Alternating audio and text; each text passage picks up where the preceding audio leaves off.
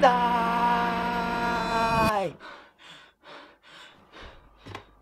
Yes!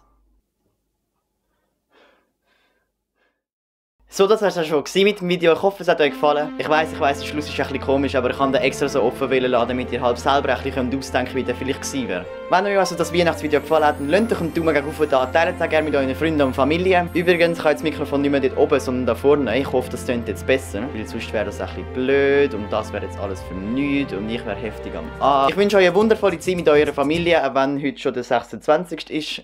Aber ja, dann würde ich auch schon sagen, ist das mit dem Video und ich sehe euch das nächste Mal. Tschüss!